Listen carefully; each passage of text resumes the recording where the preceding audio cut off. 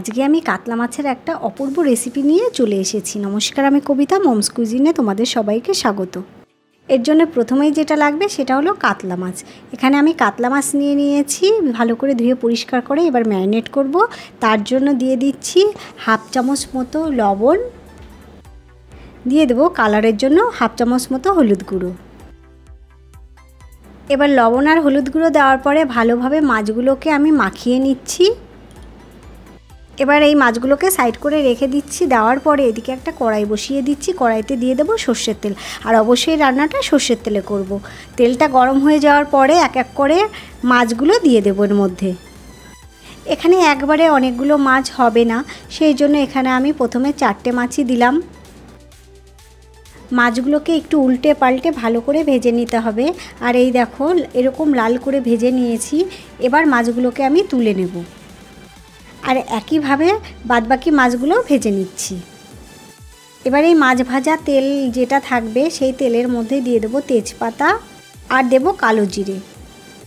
এবার এই তেজপাতা আর কালো জিরে থেকে যখন সুন্দর একটা গন্ধ বেরিয়ে আসবে তখন এর মধ্যে দিয়ে দেব একটা মিডিয়াম সাইজের কুচনো পেঁয়াজ। এবার এই পেঁয়াজ কুচি দেওয়ার পরে খুব ভালো করে পেঁয়াজটাকে একটু ভেজে নিতে হবে। আমার এখানে 450 গ্রাম মাছ আছে, সেই পরিমাণে আমি এখানে মশলাগুলো দেব, তোমরা একটু কম বেশি করে নেবে।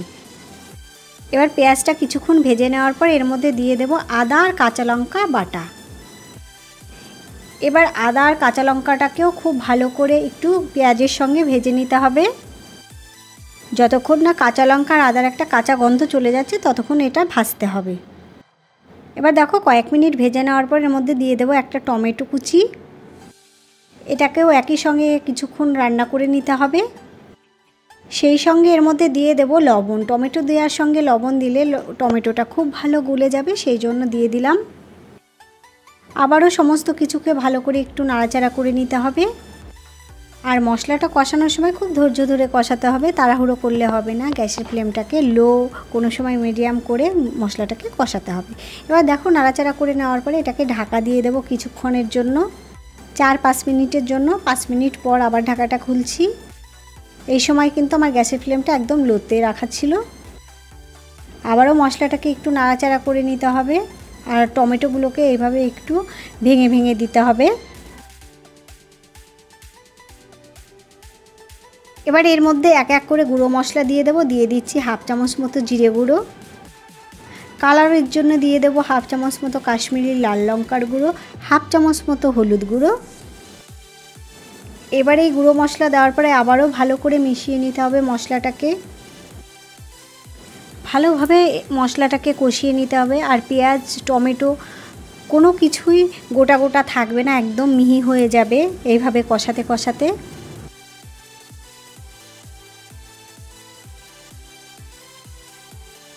এইভাবে বেশ কিছুক্ষণ নাড়াচাড়া করে নেওয়ার পরে আবারও ঢাকা দিয়ে দেব 3-4 মিনিটের জন্য, গ্যাসের ফ্লেমটাকে একদম লো করে।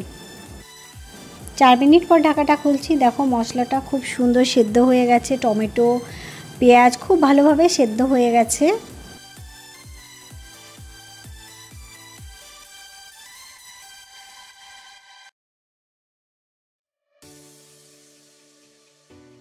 আবারও কয়েক মিনিট নাড়াচাড়া করে নেওয়ার পরে এর মধ্যে দিয়ে দেব সর্ষে পোস্ত বাটা।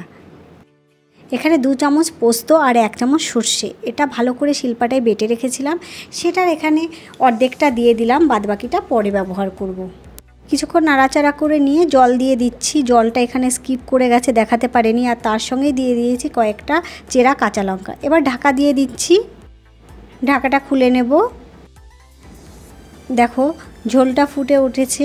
এবার 2-3 মিনিট এইভাবে ঝোলটাকে আরও রান্না করে নিতে হবে। এইভাবে ঝোলটাকে প্রথমে খুব ভালো করে ফুটিয়ে নিলে রান্নাটা কিন্তু খেতে খুব ভালো লাগে। এবার দেখো এখনও লবণ দিইনি, লবণ দিয়ে দিচ্ছি এখানে হাফ চামচ মতো। অবশ্যই তোমরা তোমাদের টেস্ট অনুযায়ী দেবে। আর তার সঙ্গে দিয়ে দিচ্ছি ভেজে রাখা মাছগুলো। এক এক করে সমস্ত মাছগুলো এর মধ্যে দিয়ে দেব।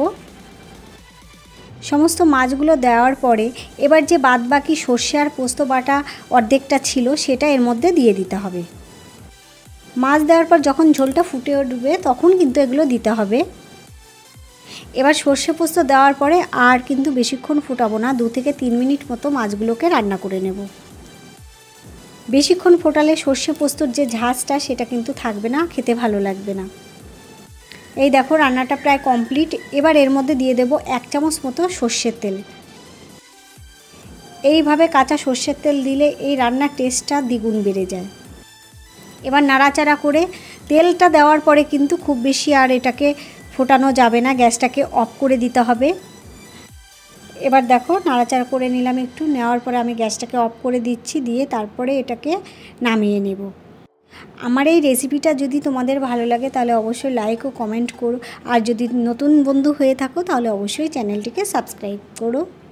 আর এই রকম ঝোলটা কিন্তু থাকবে না এতটাও, তোমরা চাইলে আরেকটু শুকিয়ে নিতে পারো। আমি যেমন ঝোল রেখেছিলাম দেখো ঠান্ডা হওয়ার পর এরকম হয়েছে। তাহলে তোমরা অবশ্যই বাড়িতে বানিও।